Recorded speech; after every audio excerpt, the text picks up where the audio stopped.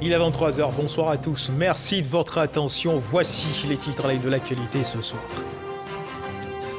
Le président de la République, Alassane Ouattara, a pris part à la célébration du 245e anniversaire de la déclaration d'indépendance des États-Unis. C'était à la résidence de l'ambassadeur des États-Unis en Côte d'Ivoire, occasion pour l'ambassadeur des États-Unis en Côte d'Ivoire de réaffirmer la confiance de son pays en l'avenir économique de la Côte d'Ivoire. Lutte contre la cherté de la vie, le Conseil national de lutte contre la vie chère réactivé et renforcé pour faire face à l'envolée des prix de produits de grande consommation. Annonce faite ce vendredi par le Premier ministre Patrick Achir lors d'une rencontre qu'il a eue avec le secteur privé public. Le chef du gouvernement s'est rendu dans les marchés pour s'en imprégner. La pluie diluvienne en l'espace de 24 heures, 4 morts enregistrés, 2 décès à Abidjan et 2 autres décès à l'intérieur du pays. Il faut quitter les zones à risque. Voilà pour l'essentiel.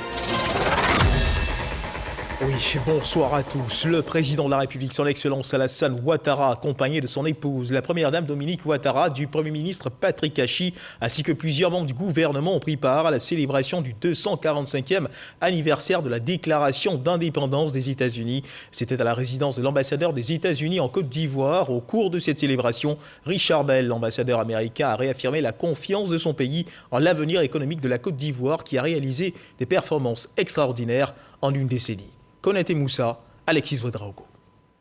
245e anniversaire d'indépendance des États-Unis. Pour commémorer l'événement, l'ambassadeur Richard Bell a offert un cocktail à sa résidence à Cocody.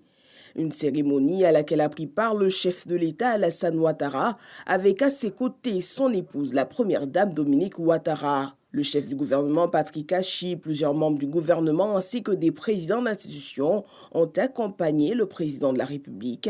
Une délégation ivoirienne venue témoigner de la vitalité des relations diplomatiques entre les deux pays. Quel honneur inespéré que de pouvoir célébrer en si auguste compagnie les relations d'amitié qui lient les États-Unis et la Côte d'Ivoire depuis 60 ans déjà. Et pour cause, la Côte d'Ivoire est un pays d'importance stratégique, moteur économique de la sous-région, moyeu de liaison de transport, pôle de stabilité dans une partie du monde qui en a besoin, leader continental respecté. C'est le lieu pour moi de féliciter la Côte d'Ivoire pour les progrès impressionnants réalisés depuis 10 ans que son Excellence M. Alassane Ouattara a accédé à la magistrature suprême. Le diplomate américain a souligné les appuis de son pays à la Côte d'Ivoire, notamment dans les secteurs de l'éducation, de la santé et du transport. L'Amérique croit en la Côte d'Ivoire. Depuis 17 ans, les États-Unis financent le gros de la lutte contre le VIH-Sida en Côte d'Ivoire à travers le programme PEPFAR, à hauteur d'environ 100 millions de dollars par an, donc au total 1,7 milliard de dollars depuis 2004. Depuis 2019, la coopération bilatérale a fait un grand bond avec le programme du Millennium Challenge Corporation, MCC. Ce programme comprend 2 volets, sélectionnés avec soin pour leur impact stratégique. Primo, l'éducation, avec notamment la construction de jusqu'à 84 collèges de proximité, situés de manière à encourager les jeunes filles à poursuivre leur éducation. Secondo, le transport routier, avec l'amélioration de 32 km de route reliant le port d'Abidjan aux sorties de la ville et un programme de formation d'experts pour maintenir tout le réseau routier qui comprend plus de 85 000 km de route. L'ambassadeur Richard Bell a également salué les progrès réalisés par la Côte d'Ivoire pour la paix et la stabilité dans le pays ces dernières années. Et du côté de la primature, de grandes annonces ont été faites ce vendredi par le Premier ministre Patrick Achir lors d'une rencontre qu'il a eue avec le secteur privé. La réactivation du Conseil national de lutte contre la vie chère et son renforcement pour faire face à l'envolée des prix des produits de grande consommation. La fin du rationnement en électricité pour les ménages. Les industriels, eux, devront attendre jusqu'au 15 juillet prochain. Le chef du gouvernement s'est rendu ensuite au Forum des marchés d'Adjamé pour mieux comprendre les ressorts de l'augmentation des prix sur les marchés. Le point avec Dangui Dangui. Accompagné de quelques membres de son gouvernement, le Premier ministre Patrick Achir s'est rendu au Forum des marchés d'Adjamé ce vendredi où il a échangé avec les commerçants et leurs clients sur la question de l'augmentation des prix des produits de grande consommation.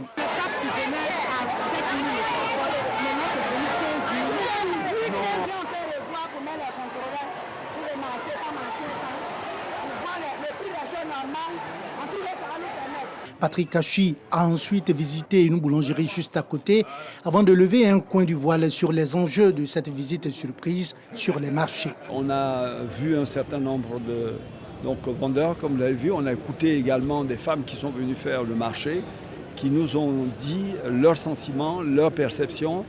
Ça nous a permis de prendre la mesure de la réalité des choses. L'une des premières actions qui ressort de cette visite, en particulier du marché, c'est le renforcement du contrôle des prix. Il se fait régulièrement, mais tous souhaiteraient que ce contrôle soit renforcé parce qu'eux-mêmes ont le sentiment que les événements successifs qui sont survenus, soit le Covid, soit les questions liées à la pénurie circonstancielle d'électricité, ont été une opportunité, une occasion pour certains d'aller dans des augmentations inconsidérées et inexplicables. Après la commune d'Adjamé, le chef du gouvernement a mis le cap sur la commune de Trècheville où il a visité l'usine des Grands Moulins d'Abidjan et écouté les responsables de cette entreprise avant de féliciter le secteur privé pour le respect de ses engagements dans le combat contre la vie chère. Ils ont joué le jeu et je voudrais saisir l'occasion pour les féliciter. Et à partir de la semaine prochaine, nous aurons déjà la première réunion du Conseil national de lutte contre la vie chère qui va donc définir les règles de travail qu'on aura pour, au fil des jours et du temps, arrêter secteur par secteur les problèmes qui se posent tout au long de la chaîne. Mais également rencontrer les acteurs de principales filières d'exportation pour voir dans quelle mesure on peut accroître de façon significative la valeur ajoutée, quels sont les points bloquants, qu'est-ce que l'État peut faire à leur côté pour que dans l'ensemble, leur exercice donc, de leur activité dans le métier s'améliore, s'accroisse, mais également que l'on puisse, pour les populations, avoir un spectre de produits beaucoup plus large à des coûts encore plus accessibles. Le gouvernement est résolu à protéger le panier de la ménagère sans détruire l'outil de production, selon le Premier ministre qui a reçu un peu plus tôt dans la matinée de ce vendredi le secteur privé à la primature où il leur a renouvelé l'engagement du gouvernement à être toujours à leur écoute. Les relations du secteur public et du secteur privé vont s'intensifier en termes d'écoute. Et notre rôle, ce sera d'accompagner notre secteur privé pour lui permettre d'être compétitif, pour lui permettre d'atteindre des niveaux de productivité qui lui permettent de faire également les efforts qu'on lui demande de faire au bénéfice des populations. Le chef du gouvernement a annoncé la fin du rationnement de l'électricité pour les ménages. Les industriels doivent attendre le 15 juillet prochain.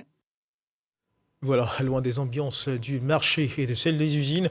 Prenons à présent la direction de cette conférence de presse organisée par la compagnie ivoirienne d'électricité, la CIE, qui fait le bilan du programme de rationnement. Son directeur général adjoint en charge de la distribution de la commercialisation a animé au siège de la société à Trècheville un point de presse ce vendredi. Face à la presse, Mathias Kouassi a fait le bilan des 8 semaines du programme de rationnement, un programme globalement bien mené avec un constat, celui de la réduction des temps de coupure d'électricité, aussi bien dans les ménages que chez les industriels. Le reportage est signé Jean Congo.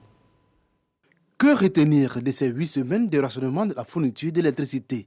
Globalement, 3 enseignements, selon le directeur général adjoint de la compagnie ivoirienne d'électricité.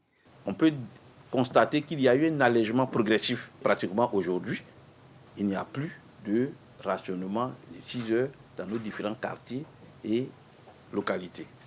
La proportion des ménages touchés par le rationnement, qui était au départ de 15%, est passée aujourd'hui à moins de 1%. La période d'alimentation des industriels, qui était de 48 heures par semaine au début de l'opération, est passée aujourd'hui à 96 heures. Résultat des efforts entrepris par l'ensemble des acteurs du secteur électrique ivoirien, le directeur général adjoint est toutefois revenu sur ce qui est considéré comme la période la plus difficile du rationnement. Il s'agit de la semaine du 17 au 23 mai. Avec un impact de plus de 20% des clients chaque jour concernés par les rationnements de la plage de 6 heures. Et pendant cette semaine-là, les clients ont été rationnés 6 jours sur 7. La tendance était plutôt positive pour les 7 autres semaines qui ont suivi, c'est-à-dire sans aléas majeurs, permettant parfois de réduire les temps de coupure initiaux. Le directeur général adjoint s'est également satisfait de l'engouement des populations autour des canaux digitaux mis en place pour gérer le programme de rationnement.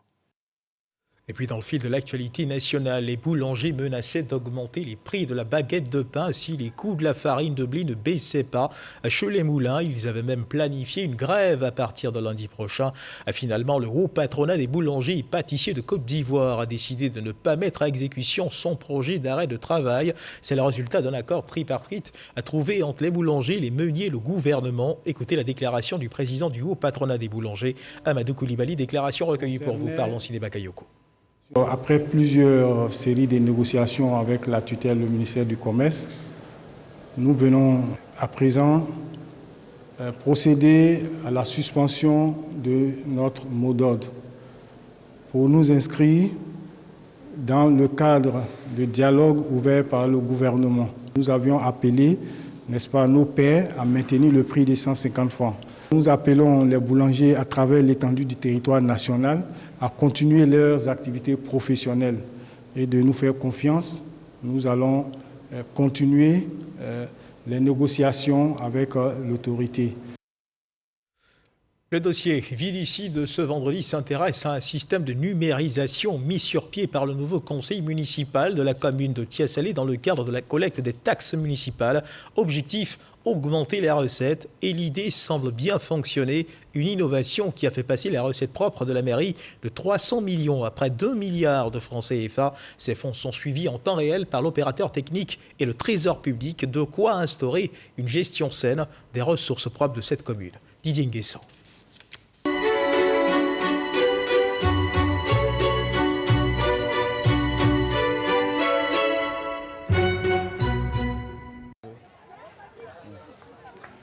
Damas collecte les taxes pour le compte de la mairie de Thiès-Salé depuis de nombreuses années. En contrepartie de l'argent reçu des commerçantes, il leur remet désormais un reçu imprimé via cette machine. Il y a plus d'1 an, le reçu était manuel, ce qui entraînait souvent des déperditions entre les sommes collectées sur le terrain et l'argent réellement déclaré au régisseur de la mairie. Avant là, il y a un régisseur qui fait nos comptes. Il sait si bon, s'il y a macaroni, il dit mais pourquoi il y a macaroni, soit la personne n'est pas là. Voilà, si au moins il y a un dit de 3 000, 4 000 qui manque, il dit ah, soit la personne n'est pas là. Et puis bon, prochainement, on envoie les gardes policiers et les gardes municipaux qui viennent encaisser. Voilà. Sinon, la machine, comme je veux dire, dès qu'on finit de lancer la journée, toute la mairie et tout le trésor est au courant que voilà ce que telle personne a lancé. Voilà, c'est ce qui fait la différence entre les valeurs naturelles et puis la machine. La digitalisation du recouvrement des taxes municipales est un projet de l'Union des villes et communes de Côte d'Ivoire, UVICOSI. Il vise à augmenter les recettes propres des mairies. Une vingtaine de communes s'y intéressent. À Thiès-Salé, sa mise en œuvre est effective depuis mai 2020. En plus des collecteurs dits occasionnels comme Damas, il existe des collecteurs à 4 qui opèrent en duo. Bon, ça va aller, ça va. L'équipe est composée d'un agent recouvreur de la mairie et d'un agent rechargeur de l'opérateur technique. Vous venez voir votre carte là, s'il vous plaît. Salimata ne dispose pas d'argent sur sa carte. Il lui faut d'abord la recharger avant de payer sa taxe mensuelle. L'argent en espèces continue donc de circuler. Je viens de payer le mois de décembre. Je viens de payer 3 000 francs. Donc comme c'est le maire qui est venu, il a changé de système. Donc le SU, avec ce système aussi, on n'a pas de problème. Parce que nous, on veut que le maire travaille. Bon, pour travailler, il faut payer les taxes. Voilà. Si on ne paye pas les taxes, il va travailler comment? L'opération se répète chez cette autre commerçante. Ça se fait en 2 étapes. Le rechargement et puis la collecte. Elle vient à peine de faire un rechargement de 19 000. C'est-à-dire que là, elle a de l'argent sur son compte. À partir de ce qu'elle a sur son compte, elle peut effectuer l'opération collecte si elle veut. Donc si elle boutonne la carte, à partir de cette carte avec le numéro qu'elle a dessus, nous procédons maintenant à la collecte. Quand ils sont venus, ils nous ont expliqué comment on doit faire. Quand tu as 2 000 ou 3 000 francs, tu vas à la caisse, tu vas payer. Si tu n'as pas ça, le jour ils viennent au marché, vous négociez entre vous quoi. Maintenant, ce que tu peux payer, tu payes. Ce début de digitalisation permet à la mairie de suivre en temps réel le travail des collecteurs sur le terrain, mais aussi la situation de chaque contribuable. Mon premier réflexe, c'est de voir d'abord si les collecteurs sont sur les différents sites Je prends le collecteur Loi Cyril, qui est un collecteur à 4. Je mets validé. Effectivement, Loi Cyril, voilà la collecte qu'il a fait. Il a fait 11 opérations. Le montant total est de 40 000 francs. Vous voyez que le tableau est affiché 00. Donc, actuellement, le collecteur Marie n'est pas sur le terrain. Donc, du coup, je peux l'appeler pour dire, mais tiens, à 9h52, vous n'êtes pas sur le terrain, qu'est-ce qui se passe? L'adoption du système de collecte numérique par le conseil municipal impose la transparence. Ici, parler d'argent n'est pas un tabou.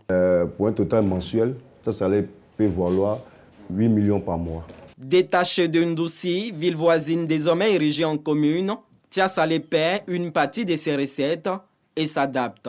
Tia Salé Ndoussi, on était autour de 750 millions. Mais Ndoussi étant parti avec les 2 tiers, la crainte c'était de ne pas se retrouver à travailler avec 300 et quelques millions.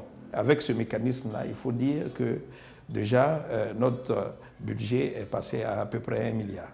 Ce projet de recouvrement digital a permis d'identifier 1178 contribuables à Tia Salé, un atout prévisionnel et un outil de prospection. Il faut avoir des chiffres qui sont corrects, qu'on peut vérifier sur le terrain et qu'on peut effectivement mobiliser. Et donc c'est un avantage pour un élu de savoir que quand il va discuter avec un partenaire, il a une visibilité sur la progression de ses ressources propres et donc met ça dans la balance pour pouvoir prendre des engagements vis-à-vis des partenaires sérieux. Notre objectif est de booster à hauteur de 45% en moins de 6 mois nos ressources propres. Et donc c'est pour ça que nous avons opté pour la collecte numérique. C'est d'ailleurs un système qui est approuvé par l'État de Côte d'Ivoire à travers un décret pris par le chef de l'État qui permet à une structure d'être sur le terrain et de travailler avec les collectivités. Ce maillage contribue à booster les ressources propres de la commune et garantit une certaine traçabilité. Avec le système numérique, la mairie ne touche plus l'argent. Le maire ne voit plus un rond, puisque c'est de façon numérique que les fonds sont transférés sur un compte dédié au Trésor. Et donc, ça oblige les élus que nous sommes à être encore plus transparents, puisque à partir d'un logiciel, le Trésor, depuis leur bureau, suit en temps réel l'évolution des collectes sur le marché. Donc, un tel système est une garantie de transparence. Optimiser les fonds propres de la commune afin d'autofinancer les projets de proximité. En un an de mise en œuvre, le paiement électronique des taxes municipales à Tia Salé donne des résultats probants. Voilà le dossier Vidici qui vous a été proposé par Didier Nguessan, 3e titre de cette édition. Les pluies qui se sont abattues dans la nuit d'hier sur la ville d'Abidjan ont fait des victimes. 2 personnes ont perdu la vie suite à un éboulement survenu dans la commune d'Atekoubé, précisément au quartier Mousikro.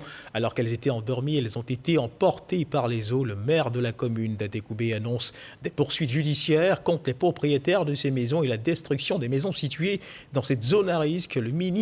La ministre Belmondo Dogo a présenté les condoléances du gouvernement aux parents des victimes. Didier Nguessan.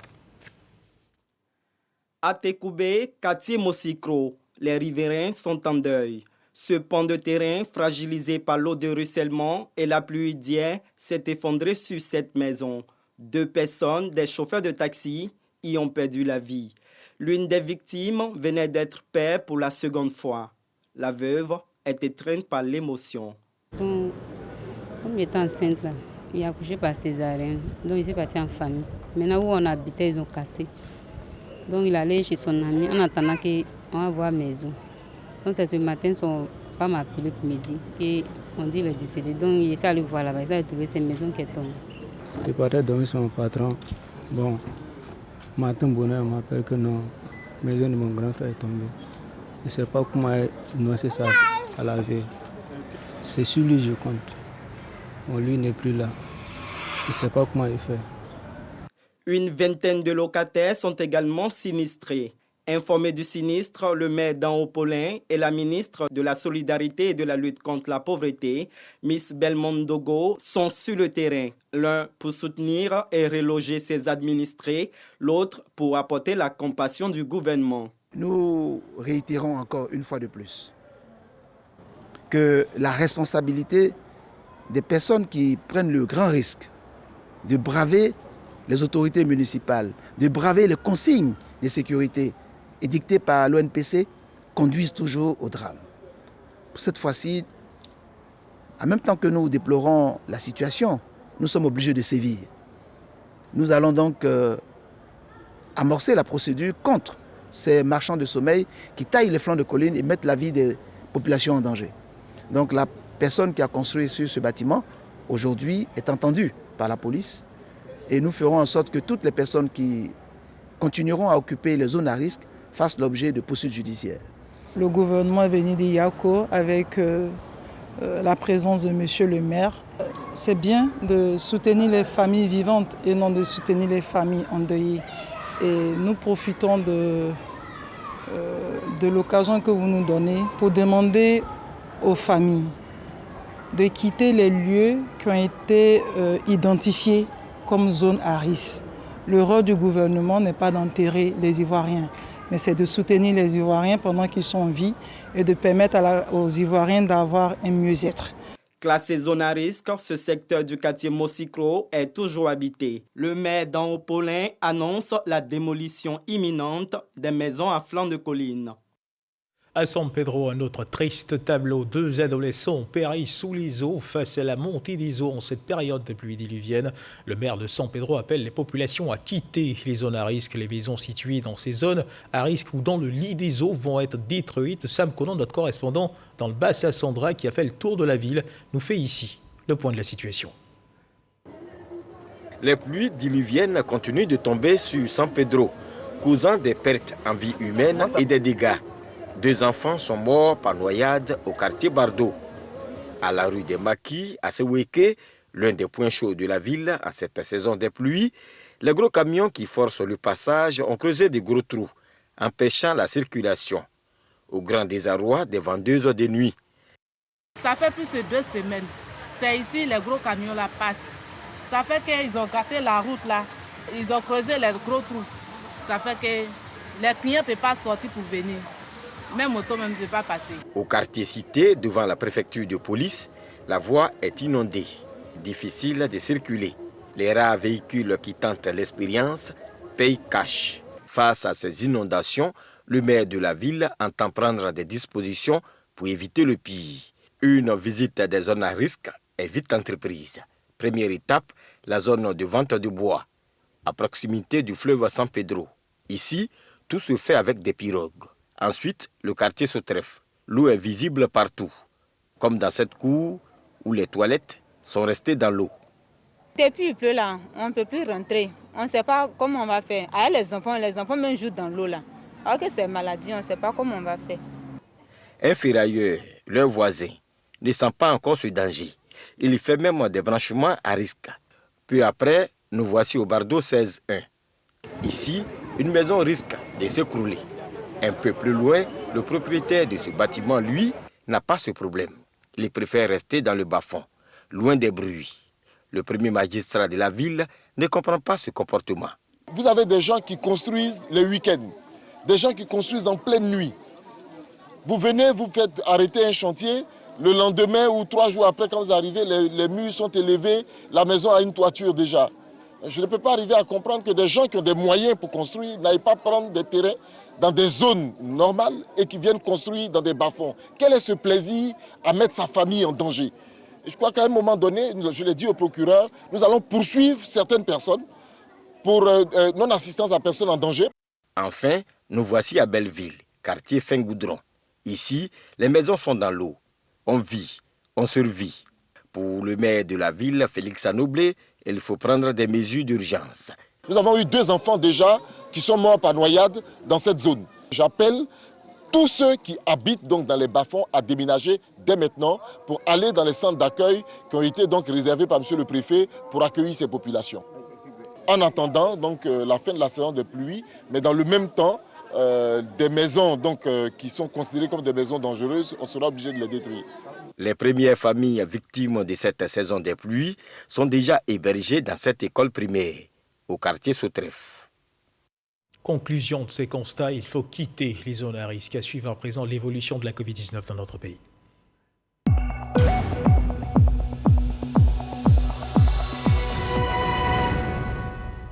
Le ministère de la Santé et de l'Hygiène publique de la couverture maladie universelle a enregistré ce vendredi 2 juillet 2021 à 92 nouveaux cas de Covid-19 sur 2792 échantillons prélevés, soit 3,3% de cas positifs, 19 guéris et 0 décès. À la date du 2 juillet 2021, la Côte d'Ivoire, notre pays, compte donc 48 470 cas confirmés, dont 47 881 personnes guéries, 315 décès et 274 cas actifs. Le nombre total d'échantillons est de 714 637. Le 1er juillet, 12 544 doses de vaccins contre la Covid-19 ont été administrées, soit un total de 780 623 doses administrées. Le ministre de la Santé et de l'Hygiène publique et de la couverture maladie universelle invite toutes les personnes de plus de 18 ans à se faire vacciner dans les centres de vaccination. La vaccination contre la Covid-19, rappelons-le, est gratuite et volontaire. Ce vendredi, le ministre d'État, ministre de la Défense, Téné Birahima Ouattara, était en visite de travail au nouveau camp d'Akouédo pour s'imprégner des réalités des militaires. Il s'engage à renforcer leur capacité opérationnelle sur le terrain. Il en a profité pour rendre hommage à son prédécesseur, Feu Ahmed Bakayoko. Il compte poursuivre ses visites dans plusieurs autres casernes. Ahmed Traoré, à Boussanogo. Le ministre d'État, ministre de la Défense, Téné Birahima Ouattara, en visite au camp militaire d'Akouédo. Une visite des casernes et structures de défense pour s'enquérir des conditions de vie et de travail des militaires. Téné Birahima Ouattara, accompagné du chef d'état-major général des armées, le général de corps d'armée Lassina Doumbia, a au nom du président de la République, chef suprême des armées, félicité ces hommes pour leurs actions en faveur de la sécurité des Ivoiriens et leur engagement dans la lutte contre le terrorisme. Le ministre d'État, ministre de la Défense, a aussi dit l'engagement du chef de l'État et du gouvernement d'accroître les capacités opérationnelles de l'armée. Le président de la République nous a demandé de tout faire pour être à côté des troupes, pour voir dans quelle mesure est-ce que nous pouvons leur apporter donc le confort nécessaire, devant leur permettre de faire face aux nouveaux défis sécuritaires.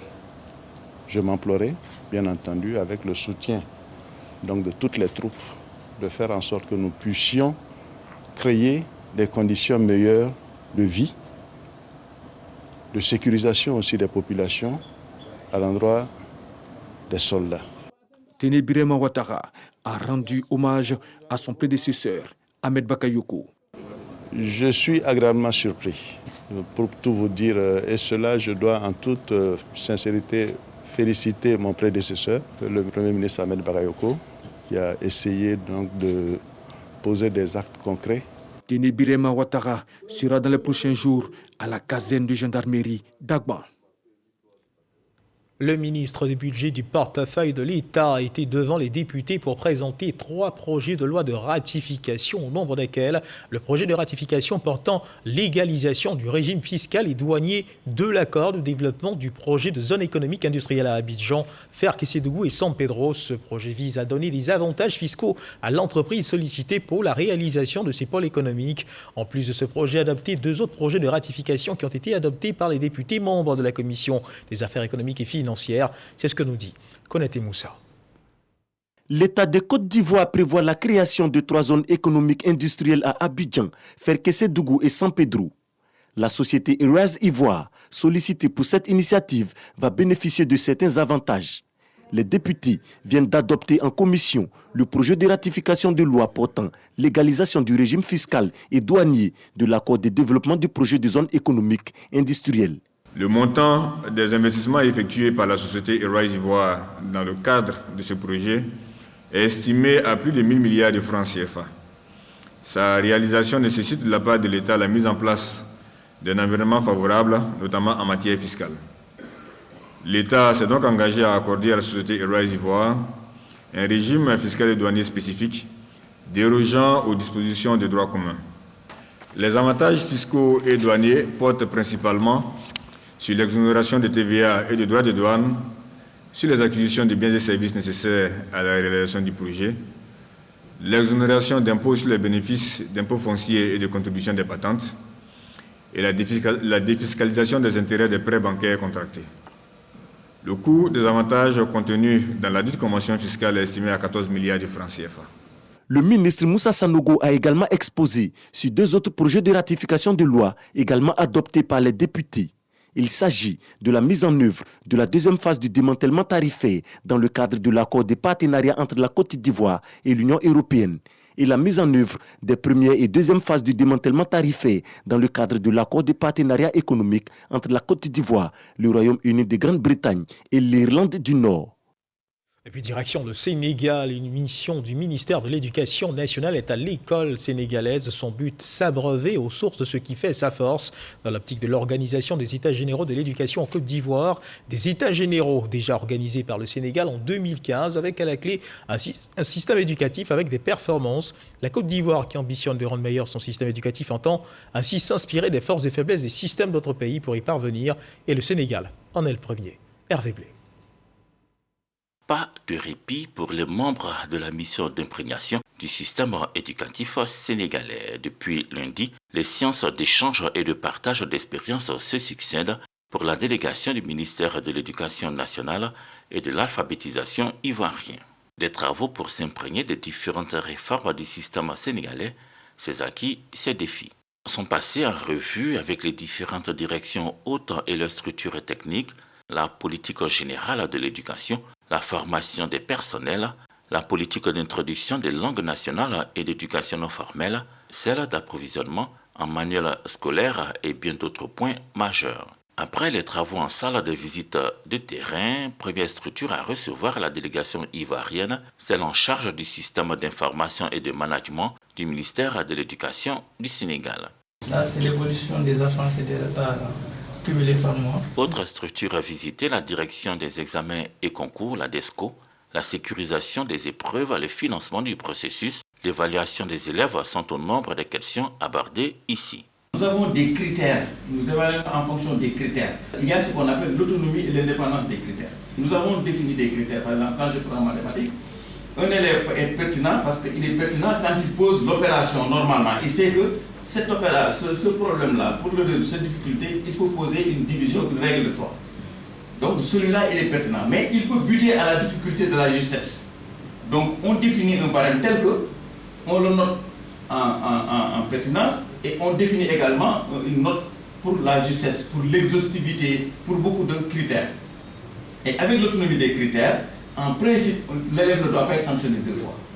Pas le même public, mais on a des choses qu'on peut répliquer, qu'on peut transférer très aisément. Au total, on a eu une très bonne visite et nous avons accumulé un nombre de données que nous allons donc partager ensemble au sein du ministère.